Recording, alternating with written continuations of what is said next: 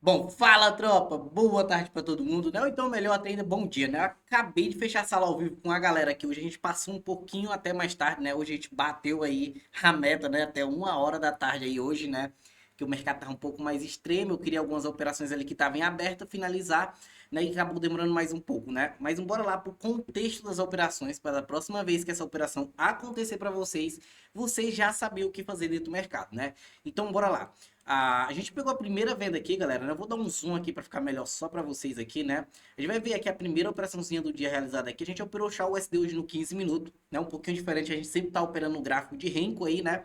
Só que hoje a gente operou no gráfico de Candle, porque a galera tava me cobrando muito fazer algumas análises de price action direto no Candle, né? Então a gente fez algumas análises e hoje mais um dia, graças a Deus, a gente bateu a meta. Então a gente teve a nossa primeira venda aqui, viu, galera? A gente realizou um sinalzinho de entrada de venda aqui e saímos aqui exatamente com 700 pontos de lucro nessa operação, né? E o motivo dessa entrada, galera, foi bem simples e bem técnica, né? O que que a gente acabou analisando aqui, ó?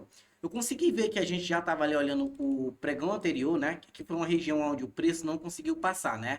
Então, já que foi uma região de trava do preço aqui, onde ele fez rompimento, voltou lá em cima, né? E aí ele trabalhou nessa região, onde ele veio a primeira vez e retraiu. E aí na abertura do mercado, né, dia 17 aqui de setembro, né, então no caso que seria, a gente viu que o preço trabalhou nessa região, trabalhou acima das médias aqui, beleza? Trabalhando em cima das médias. E aí o preço veio testar essa região aqui, aonde foi, né, aquele famoso pivôzinho de alta que fez o rompimento e depois o preço volta para baixo. Então, se eu tenho um falso rompimento de um pivô de alta e o preço volta para baixo, a gente tem o quê? A gente tem uma quebra de uma estrutura. Então, se eu tive uma quebra de estrutura nessa região, então eu tenho muito volume vendedor, eu tenho muito interesse vendedor nessa região. Então eu acabei tomando esse ponto de análise para me tomar a iniciativa no meu ponto de entrada nessa venda. Então, já que eu sei que essa era uma região de acumulação vendedora, o que, que eu faço nesse preço aqui, ó? Eu espero o preço trabalhar nessa região, vem na abertura do mercado, ele forma um pivô de alta. Eu não compro aqui, eu poderia ter comprado um pullback nas médias, mas eu não comprei por causa que eu estava próximo dessa região.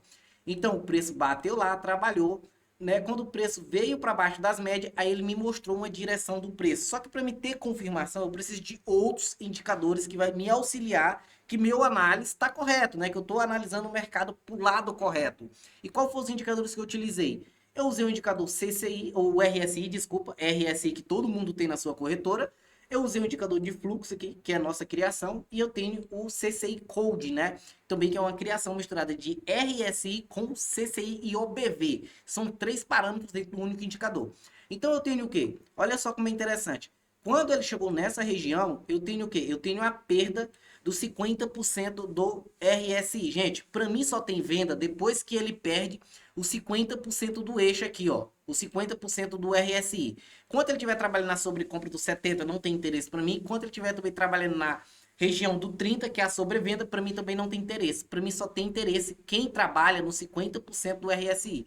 Então, nesse exato momento, quando aconteceu o cruzamento da média, a gente consegue ver que o cruzamento da média foi exatamente junto com a perda dos 50. E aí eu tive o cruzamento das duas médias, né? E aí veio a regra de coloração me sinalizando que a tendência ia reverter. E aí foi exatamente quando eu startei a minha venda aqui, né? Startei uma venda aqui, esperemos um rompimento, né? Eu esperei o rompimento da mínima dessa vela para mim posicionar minha venda e a gente saiu aqui com 700 pontinhos. E dando a confluência, né?